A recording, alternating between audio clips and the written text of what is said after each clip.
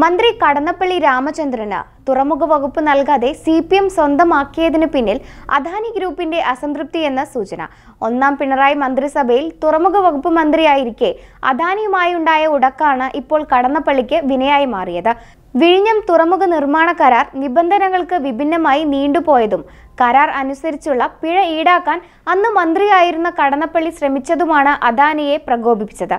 രണ്ടാം പിണറായി മന്ത്രിസഭയിൽ തുറമുഖ വകുപ്പ് മന്ത്രിയായിരുന്ന കടന്നപ്പള്ളിക്ക് ഇക്കുറി ആ വകുപ്പ് നൽകുന്നതിൽ അദാനി ഗ്രൂപ്പിന് എതിർപ്പുണ്ടായിരുന്നു. തുടർന്നാണ് സംഘർഷം ഒഴിവാക്കാനായി CPM തുറമുഖ വകുപ്പ് ഏറ്റെടുത്തത്. CPM നേതാവായ മന്ത്രി VN വാസവൻ തുറമുഖ വകുപ്പ് ഏറ്റെടുക്കുന്നതിൽ അദാനി ഗ്രൂപ്പും സന്തുഷ്ടരാണ്. വിഴിഞ്ഞം അന്താരാഷ്ട്ര തുറമുഖം അടുത്ത വർഷം പ്രവർത്തനം തുടങ്ങാനിരിക്കെ വകുപ്പ് CPM തന്നെ നിയന്ത്രിക്കണമെന്ന് തന്നെയായിരുന്നു CPM സംസ്ഥാന നേതൃത്വത്തിന്റെയും നിലപാട്. അതേസമയം കോൺഗ്രസ് നേതാവായ കടന്നപ്പള്ളിക്ക് മ്യൂസിയം പുരാവസ്തു വകുപ്പുകൾ മാത്രം നൽകി ഒതുക്കിയതാണെന്ന ആക്ഷേപവും ശക്തമാണ്. പുതുമുഖമായ INL നേതാവ് ദേവർകോവിലിന് നൽകിയ പരിഗണന പോലും സീനിയർ നേതാവായ കടന്നപ്പള്ളിക്ക് നൽകിയില്ലെന്നാണ് ഉയരുന്ന ആരോപണം. കോൺഗ്രസ് ശക്തമായ സംഘടനാ സംവിധാനമില്ലാത്തതും ഒറ്റയാൾ നിലപാടുള്ള പാർട്ടിയുമായതിനാൽ ഈ തീരുമാനം ശക്തമായി അടിച്ചേൽപ്പിക്കാൻ ഇടതുമുന്നണി നേതൃത്വത്തിനും കഴിഞ്ഞു. സർക്കാരും അദാനിയും തമ്മിൽ കരാർ ഒപ്പിടുമ്പോൾ 1000 ദിവസം കൊണ്ട് തുറമുഖ നിർമ്മാണം പൂർത്തിയാക്കുമെന്നായിരുന്നു വ്യവസ്ഥ. നിർമ്മാണം വൈകിയാൽ പ്രതിദിനം 12 ലക്ഷം രൂപ പിഴയെടുക്കുമെന്നും കരാറിൽ വ്യവസ്ഥയുണ്ടായിരുന്നു. എന്നാൽ കാലാവധിക്കുള്ളിൽ പണി പൂർത്തിയാക്കാൻ അദാനി ഗ്രൂപ്പിന് കഴിഞ്ഞില്ല. തുടർന്നാണ് കരാർ കാലാവധി നീട്ടിക്കിട്ടാൻ അദാനി സർക്കാരിനെ സമീപിച്ചത്.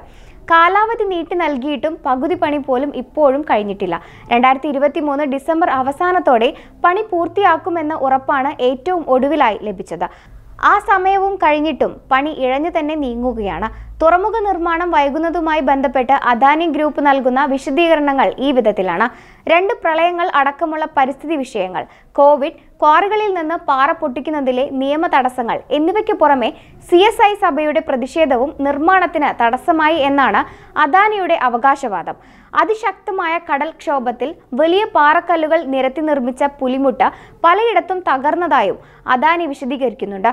അതേസമയം കരാർ നിബന്ധനകൾ അനുസരിച്ചുള്ള പ്രവർത്തികൾ സർക്കാർ വൈകിച്ചതായി അദാനി ഗ്രൂപ്പ് കുറ്റപ്പെടുത്തുകയും ചെയ്യുന്നു. തുറമുഖ മേഖലയിലേക്ക് റെയിൽ റോഡ് കണക്ടിവിറ്റി ഉറപ്പിക്കുന്നതിലും അതിർത്തി മതിൽ നിർമ്മിച്ചതിലും സർക്കാർ വീഴ്ച വരുത്തി എന്നാണ് ഇവരുടെ പരാതി. ഗുരുതര വീഴ്ചകൾ നിർമ്മാണ കമ്പനിയുടെ ഭാഗത്തു നിന്നുണ്ടായിട്ടും സർക്കാർ അദാനിക്ക് അനുകൂലമായ സമീപനമാണ് കൈക്കൊണ്ടത്. CPM സ്വീകരിക്കുന്ന നയങ്ങൾക്കെതിരായി 1 ഇഞ്ച് പോലും മാറി പ്രതികരിക്കുന്ന മന്ത്രിയായിരുന്നില്ല മുൻ തുറമുഖ വകുപ്പ് മന്ത്രി അഹമ്മദ് ദേവർകോവിൽ. അതുകൊണ്ട് തന്നെ അദാനിക്കും ദേവർകോവിൽ സ്വീകാര്യനായിരുന്നു. എന്നാൽ കടന്നപ്പള്ളിയുടെ കാര്യം അതല്ല. ഇതിനു മുൻപ് തുറമുഖ വകുപ്പ് മന്ത്രിയായിരുന്നപ്പോൾ പലതവണ അദാനിയുമായി കടന്നപ്പള്ളിക്ക് കൊമ്പ് കോർക്കേണ്ടി വന്നിട്ടുണ്ട്. ആ പക ഇപ്പോഴും അദാനി കൈവിട്ടിട്ടില്ലെന്നതാണ് വ്യക്തമാകുന്ന സൂചനകൾ. എന്തുതന്നെയായാലും പിണറായിയെ ദൈവാവതാരമായി വാഴ്ത്തിപ്പാടിയ മന്ത്രി വാസവന് അതിനുള്ള അനുഗ്രഹം കിട്ടിയെന്ന മട്ടിലാണ് സോഷ്യൽ മീഡിയകളിൽ നിറയുന്ന കമന്റുകൾ.